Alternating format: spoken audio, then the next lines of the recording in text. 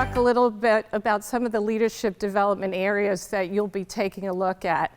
Today, I'm going to be talking about emotional intelligence, and a lot of that has to do with sort of competencies and a framework and a model that I'm going to introduce you to.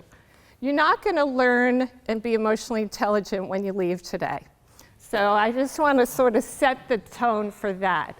But what it might do is it might spark your interest in this. And when I teach a 3-day class at NYU, that only scratches the surface, because for emotional intelligence, it's a topic and a willingness that you have to make, an investment for yourself.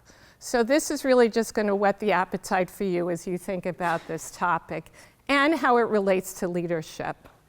The second is around team building, and Dr. Ken Jones is going to be talking to you about that later today. And then the third is around communications, which is, I believe there's some work in play that you'll learn more about that in the coming months, as well as conflict resolution, problem solving, and decision making. And I talk about these as competencies in emotional intelligence. So when we think about emotional intelligence, it's very often the cornerstone of what you're doing with all the other leadership development areas. So let's move forward and talk a little bit more about EI. And I will use that phrase, EI or EQ, which is emotional intelligence or emotional quotient. So the first thing we're going to do today is we're going to take a look at the research on EI and what that, how we sort of are looking at that now within the thinkers and the leaders and the key contributors in this field. We're going to look at the conceptual model and the framework associated with emotional intelligence. So very often people think that emotional intelligence is about emotions. There's really an academic grounding and a framework that you need to take a look at when you're thinking about this topic. So we'll take a look at that model. We're going to talk about the association of emotional intelligence and leadership and how they work together, as well as the link between the brain and EI and how that works. And then we're going to look at some competencies associated with emotional intelligence. So let's take a look at some of the key contributors and thinkers in this field. There have been many, I would say, psychologists globally that have looked at EI and really thought to themselves, what does that really mean? And they looked at it in different ways. What started here was David McClellan in 1973 wrote a landmark article, and it was called Testing for Competence Rather than Intelligence. So they started to make this fundamental shift from IQ to say, what's a differentiating factor? And this article really sort of broke through that model, and they started evaluating and setting up criterion groups to evaluate what's the difference between average performers and outstanding performers. And based on that research and that work, Richard Boyatzis and Daniel Goleman continued looking at this, built on that research, and took a look at what those factors are that underpin the competencies for emotional intelligence. And so from there, I'd like us to take a closer look at Daniel Goleman and Richard Boyatzis, because that's the framework and the model that I will be using for the rest of the presentation.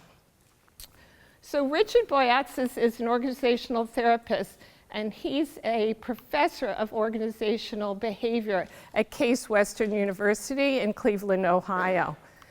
For those of you that are interested further in this topic, I'd recommend taking a course. How many of you are familiar with Coursera, which is an online, open university courses that you can take, and Richard Boyatzis teaches a class on emotional intelligence. So for those of you interested, take a look on Coursera, and you could see his class and sign up for it. He's considered to be an expert in this field of EI, behavioral change and competence. And I've spoken with him, and we've had some rich conversations on EI and how it can really be a game changer, both in the leadership space as well as personally. Daniel Goleman is a psychologist and was a science journalist reporting on the brain and the behavioral sciences. So he looked at it in slightly a different way. He wrote a book in 1995 called Emotional Intelligence, and it was on the Times bestseller list for a year and a half with over 5 million copies in 40 languages, and he's considered one of the lead writers on this topic, and he has many, many books aside from emotional intelligence. One of the books that I use in class, which might be interesting for you, is called Primal Leadership. Again, it's integrating emotional intelligence into leadership and how that works. So that's the framework and the model that we're going to do based off of their research. The book also, the Harvard Business Review, then took a look, and so the business industry started to get intrigued by EI. And so they called EI a revolutionary, paradigm-shattering idea. And they chose Daniel Goleman's article of What Makes a Leader as one of the 10 must-read articles from its pages. So the book, again, it's named one of the 25 most influential business management books by Time Magazine. It really resonated with the business community and the educational community and so forth. So it's really quite interesting, the work that they've done, and they continue to write articles across the board. You'll start to see them everywhere. So that's the framework. So let's talk about what is it and why is it important. So based on Daniel Goleman's definition, EI is the capacity for recognizing our own feelings and those of others, for motivating ourselves, for managing emotions well in ourselves and in our relationships. So let's take a look at how that definition translates into the model. So as you can see, the conceptual model is broken up. If we look vertically, on the left is self, and on the right is others. If we look horizontally, it's the awareness that I have and the actions that I take. And it all radiates out of self-awareness. We'll talk more about that in a little bit, but basically, am I self-aware that I had a trigger? And so everyone will say, oh yeah, I realized I got mad. That wasn't a problem. But in essence, you don't. The real difficult piece is taking a look at yourself and recognizing and being accurate about your evaluation of yourself and your emotional self-control. And I want to be clear that emotional intelligence is not about suppressing your emotions. It's about managing them. It's about leveraging them. It's about using them to the best ability to engage a group, to engage a team, and to really focus on the goals and the priorities of that group. And that's really what true leadership is, motivating people, getting them to work together. Ken's going to talk a lot about that in team building, and using the competencies within emotional intelligence can really be that differentiating factor that we talked about, an average performer and an outstanding performer. And so the really piece around self-awareness is having that accurate self-assessment of yourself. And there's another book called Emotional Intelligence 2.0 by Travis Bradbury that has an evaluation in the back of the book that you take online, and you can use it 6 months later to take that same evaluation. And so very often my students will do that, and then I'll get an email saying my score went up here in this area, my score went up here. And so it's a really nice way of personally evaluating your progress should you choose to really work on emotional intelligence. So if we think about the framework, the first piece of the model is really the self-awareness. The second really is social awareness. Am I socially aware of the dynamics going on in the room? How often have you been in a situation where you're in a meeting and, quote, the leader or the head is not necessarily the leader of that group? Show of hands.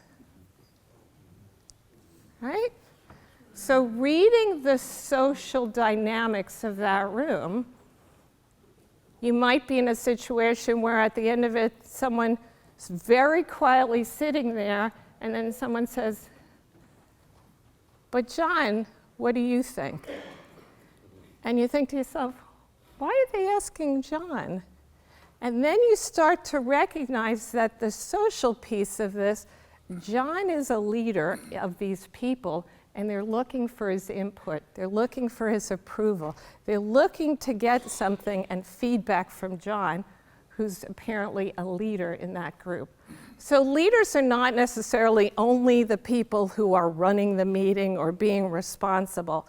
And being socially aware of what that is with the actions of others is a very important piece in emotional intelligence. The third piece, is around self-management. And if we focus now down on the vertical, you have to have an accurate self-awareness and a self-evaluation of yourself. And then you have to self-manage yourself. So, for example, if with duplicity, someone says something and they do another thing, are you going to react and yell and say, "But that's not what you said, it's what you did"? Or are you going to make some choices around, how do I respond to this? How do I react to it? It's managing yourself and picking a choice of how you want to relate to the individual or the situation. And then fourth, we have relationship management. And that, again, is looking at not only social awareness, but the relationships they'll be influencing in this quadrant. There's self-motivation of others in this quadrant. There is collaboration and team building, conflict resolution. Some of these things, problem solving, decision making, again, key leadership development areas that you'll be working on, you will see a lot of the competencies in this model. And so relationship management, to me, I think, for me personally, everyone's journey is different, is the most challenging. Because it's not about yourself and self-managing, it's others are engaged. And Daniel Goleman sometimes calls that social intelligence. So how to leverage that piece with others and engage others in that conversation. And we'll take a look more about that, but this is really the framework and the conceptual model that emotional intelligence is worked on. And very often different psychologists will have different models or different frameworks, but for the most part, you'll see a lot of these pieces together in that group. So this is the competency framework, and I don't want to scare you with this slide, but we'll look at it throughout the presentation. But initially, what it talks about, if you look, for example, under self-awareness, each of those three topics, emotional self-awareness, and accurate self-assessment, and self-confidence, are the competencies that you need to, quote, master to feel like you have moved in the right direction with regards to EI from a self-awareness perspective. So if I could say that in English, that means an accurate self-assessment. Am I really accurately assessing myself when it comes to my reaction about a trigger or not? And this is one of the hardest things people will feel they are self-aware. So how many of you feel you're self-aware of what gets you upset or what doesn't? Okay, a large number. Okay. So go buy the EI 2.0 book and take the assessment, and then email me and let me know, because I think it's really very interesting. And myself, I would say one of the most difficult pieces was the self-awareness. And the willingness to say, hang on a minute, maybe I'm not as accurate in myself as I was, is a moment that you decide, how far do I want to take this? And I would say one of the benefits is it doesn't have to be something you practice for yourself at work. Probably the biggest benefit is at home.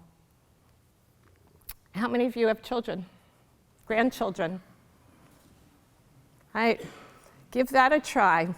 Talk to a teenager. Have them push your buttons. And then, try this. Honestly, it was probably the single game changer when I had teenagers years ago that really helped move through that period of time.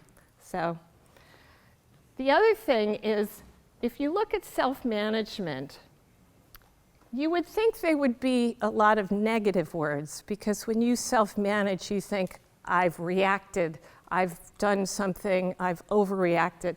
But in essence, you see there's emotional self-control, there's transparency, adaptability, achievement, initiative, optimism.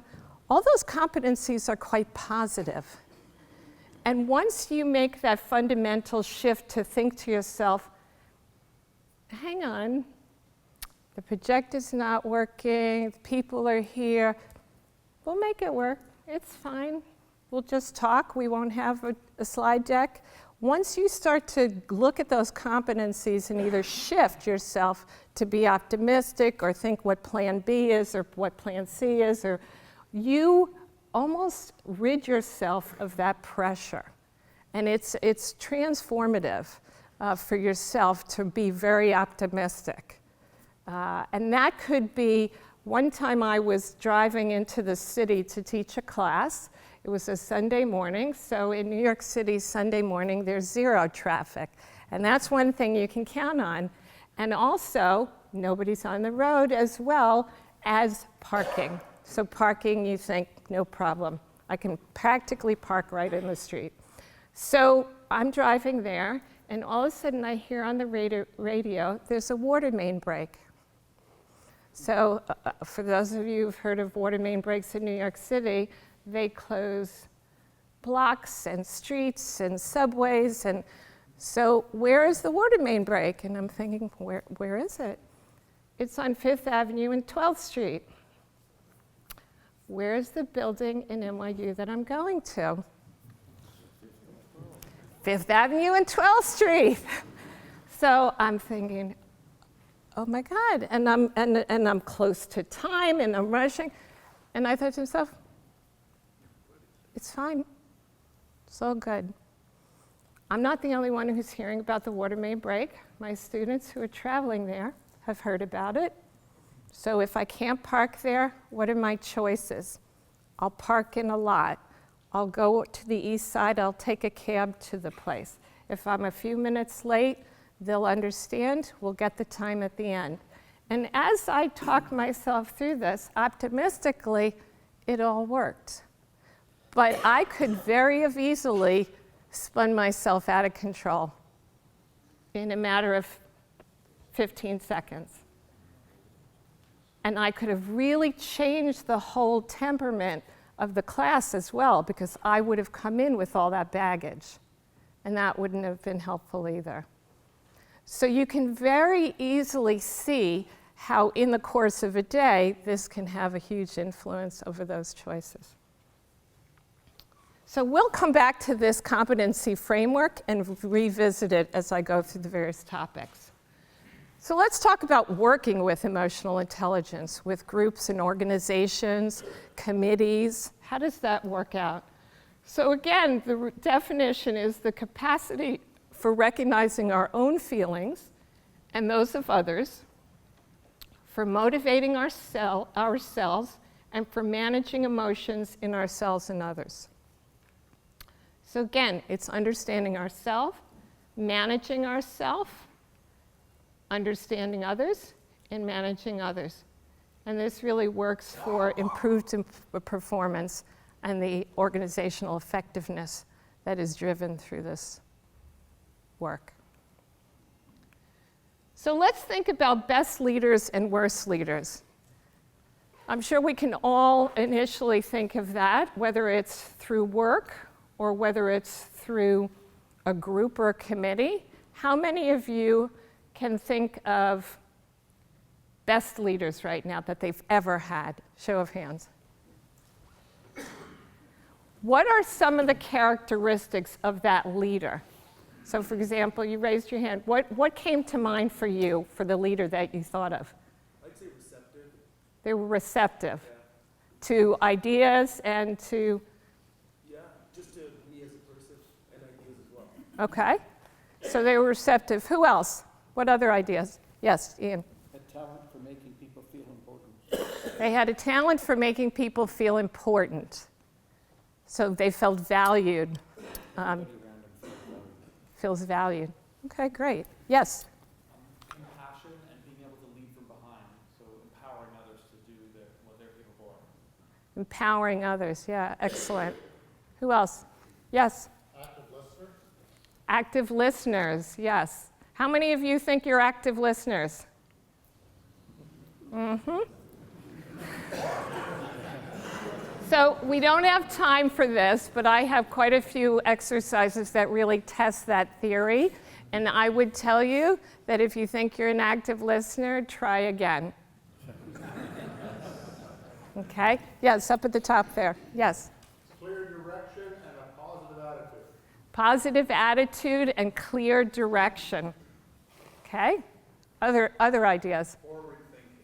Forward thinking. So what does that mean to you, forward thinking?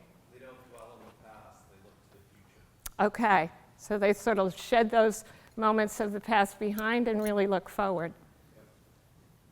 Honesty. Accessible. Accessible, yes. Confident. Honesty. Honesty, confidence. Inspirational. Inspirational. Transparency. Transparency, right. So if we look back at the model again, take a look at some of the competencies. Transparency, optimism, inspirational leadership. Let's think about the worst leaders. Show of hands that you can think of your nightmare leader that you've had. Donald Trump. Donald Trump. I'm not allowed to comment as the American in the room, but can't make decisions. Bullies. Micromanages. Micromanages. Arrogant. Which one? Uninformed. Which one? Stubborn. Hypocritical, emotionally disconnected. Dictatorial. Petty. Nice one. Self-absorbed. Demanding. Can't admit mistakes. Which one? Can't admit mistakes. Can't admit mistakes. How about stupid? Stupid. I think that's a judgment. Incompetent. It's amazing how quickly we can come up with those characteristics for the worst leader. It evokes again that immediate reaction, that emotional response that we have. But we know that that stays with us. And so if we look at what our best leaders are versus our worst leaders, I would say that all of you are leaders in some shape or form. Whether it's leaders at home, leaders with with friends, leaders in an organization, leaders at work. And those competencies are what people evaluate you are. And remember, they remember. My favorite is micromanaging. What's the number one reason why people leave a company? Their boss. Their boss. It's the number one reason. Being micromanaged, you're basically being assigned a task to do a job, yet you're not being able to have free reign to do it the way you need to do it. Correct. And empowerment was one of the characteristics of the best leader. Given the opportunity to do that. They don't delegate. They don't delegate. That means, you know what the fundamental issue of delegation is? Trust. Release that control. Trust the process. And if you have choices when things fail, it's okay. You have a backup plan. It's very liberating. I had a boss who micromanaged, and we went for drinks as I was leaving, and there was a group of table, and we sat down, and she said, "You're the woman of the hour. Here, you get to make all the decisions of what we should eat." And she hands the menu to me. And as she's handing the menu to me, she looks at the table next to her and says, "Oh, but we have to order that guacamole." And I just thought to myself, she's micromanaging right to the last moment. And it was just kind of a laugh, but very symptomatic of what people really like. They want to feel valued. They want to feel empowered. They want to contribute ideas. So as leaders, you all have that ability to shift that dial for them and to get more out of people than you really realize. And I'm the first to say that I don't have all the answers, and it's actually liberating when you do say that, because people then feel motivated to want to do that. And that's part of what developing leadership is all about in the relationship management portion of emotional intelligence. So let's take a look at why smart people fail. What are the character behaviors, skills that distinguish an effective performer, and what percentage are cognitive or intellectual abilities? So if we look at the intellectual capabilities, that's the IQ, the knowledge, the technical threshold. It's a technical expertise that's the threshold. So those are what we call qualifications. They get you in the door. So you get the job, you have the group, you're working on a project. What's the differentiating factor? And what research started taking a look at is the emotional intelligence. And this is the work that Goleman and Boyatzis did, is to see that it was the differentiating factor. And that 90% of the difference between outstanding and average was linked to emotional intelligence. And it was 2 times as important as IQ and technical expertise combined. And it was 4 times as important in overall success when they looked at overall performance of certain control groups. And often now companies are using EI in their interviewing process. So for example, people might get questions of, how do you put a giraffe in a refrigerator? What? Kind of. Yeah, I won't tell you the answer. Close the door, exactly. Well, what they're saying is they're really trying to figure out, how do you problem solve? How do I see how you think? What solutions are you going to provide? And so they're really shifting their interviewing process to more of a EI perspective. So some of the studies, again, Richard Boyatzis studied more than 2,000 managers from 12 large organizations, and 81% of the competencies that distinguished outstanding managers were related to emotional intelligence. Not a surprise when we looked at the competencies and the characteristics that we spoke about with regards to our outstanding leaders and who we thought had those qualities. And then Daniel Goleman reanalyzed data from 40 different corporations to differentiate star performers from average performers. And again, the emotional competencies were found to be twice as important in contributing to excellence as pure intellect and expertise. So in that team building environment, really the importance is taking a look at these competencies and seeing how they can play together. So let's now talk about the physical side of it, the neurophysiology. So the link between the brain, the body, and the emotional intelligence. Do we have doctors in the room, nurses in the room, medical field people in the room? There we go, okay. So this slide is totally unofficially, probably inaccurate from your perspectives. But how many of you know what neuroplasticity is? Yes. Do you know definition? Yeah, the idea that the brain is plastic and is malleable throughout life, allowing change at a structural level. Correct. The brain's ability to change, neurons to rewire and to shift. And that is what emotional intelligence is about, in that we think that we are fixed in terms of how we respond. So you get angry and you say, I'm sorry, it's just how I am. That's not true. You have that ability to choose to get angry or not. And when you are self-aware that you have that choice and you start to make that choice, you can rewire the brain so that you don't always have to react that way. You can react a different way.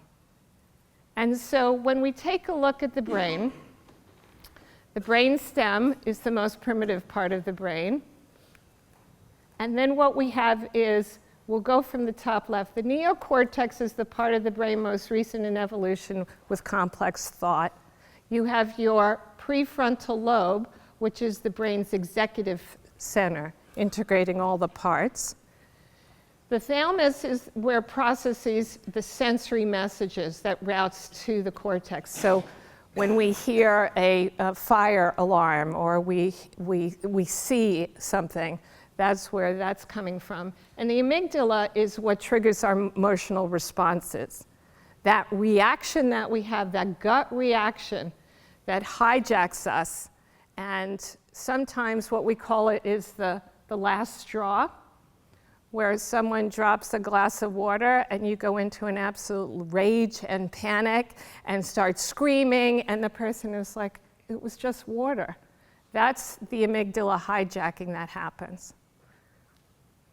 Okay? Yeah? Okay.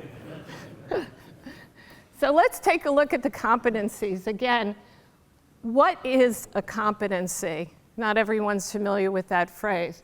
So let's take a look. It's any measurable characteristic of a person that differentiates the level of performance in a given job, a role, an organization, or a culture. So it's a measurable characteristic of a person.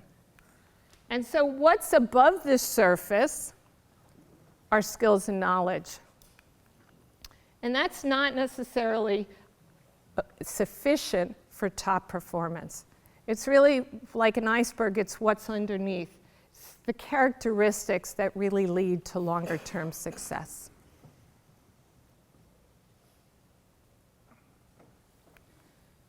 So a competency also is developmentally scaled.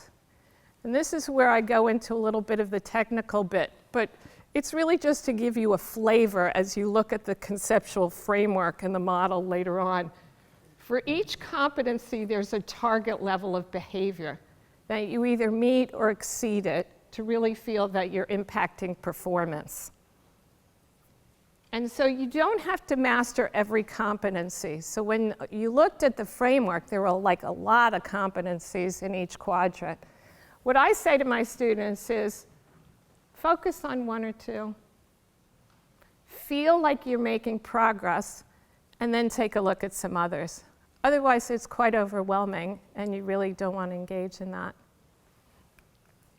So when we look at this whole framework, I'm going to give an example of the one in the lower right-hand corner on influencing. And we're going to see where the target level is of that competency for you to think that you're meeting or exceeding in performance of that competency. So as we look at target levels, generally the target level is a 3 on a scale. So as you start to look, if you're a typical performer, you're in the 1 to 2. When you start to hit 3 and above, that's really where you're starting to hone in on the competency. And let's take a look first at the influencing one, which I gave as an example. So if we think, what's the degree of sophistication as well as the competency level?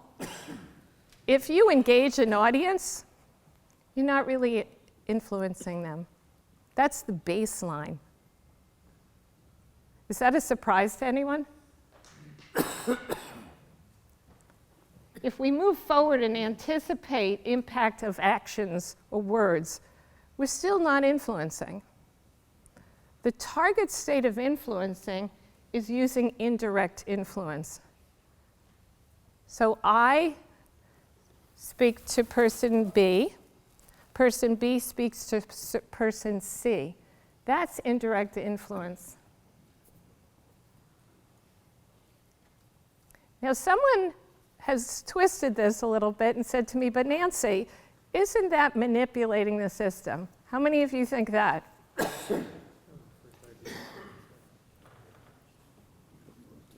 It's not. I'm not saying you have to do this or I will pull this. I'll give you an example. So at work, I'm a real proponent of what I call pull learning, not push learning. So pull learning is an individual is interested in it, they get it, they go pull it. They find that it's relevant to their role and responsibility, and so they need that information. Push learning is you make it required or mandatory and you push it out to the audience to take. You with me? So I'm speaking to a leader, and we designed a course which was a technical course on a topic that the underwriters had to take. And he said to me, okay, so we pushed that out to everyone. I said, hang on a minute. Why don't we market it? Why don't we advertise it? Why don't we make it available for people to take? And if it's part of their roles and responsibilities, they'll want to take it. So after a couple of conversations, he said, okay, said, give me a couple weeks, let's see how the percentages rise. And so we took that approach, and he started to do it. So we go into a meeting with his boss. So we're talking about this subject. And his boss says, okay, so we'll assign it to everyone. And I don't say anything. And my immediate client looks at him and he said, well, I'm actually trying approach on pull learning. And he starts explaining the readiness and availability and why we would do that. And his boss says, okay, let's give it a month and see how the take-up rate is. And so for me, that was using indirect influence. And that to me was not saying you had to, but I was personally quite surprised when he said it.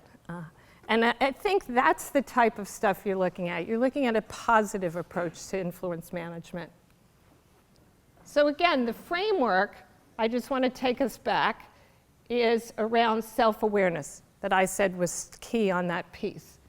So if we think about self-awareness and ourselves and self-management, that is the underpinning, self-awareness and self-management. How many of you think if you don't have a accurate self-assessment of yourself, can you self-manage? No. What percentage do you think? Do you have a chance of self-managing? Very Virtually zero, exactly. So if you take a look, you have a 50-50 chance, if you're self-aware, you can self-manage. But if you're not, you have virtually no chance to self-manage yourself if you're not accurate about your own self-assessment.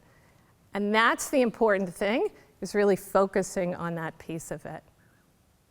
Again, it's not suppressing, it's being aware of what those emotions are. And I wanted to point out two other things. So as you go through the leadership development areas on conflict resolution or problem solving and decision making, I want you to think about the link of emotional intelligence and that underpinning.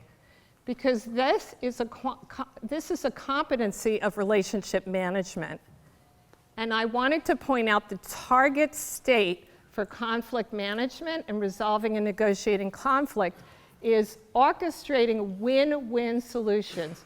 You find solutions that all parties in the conflict can endorse. And that's not easy. So not just addressing the conflict or maintaining objectivity, it's orchestrating win-win solutions.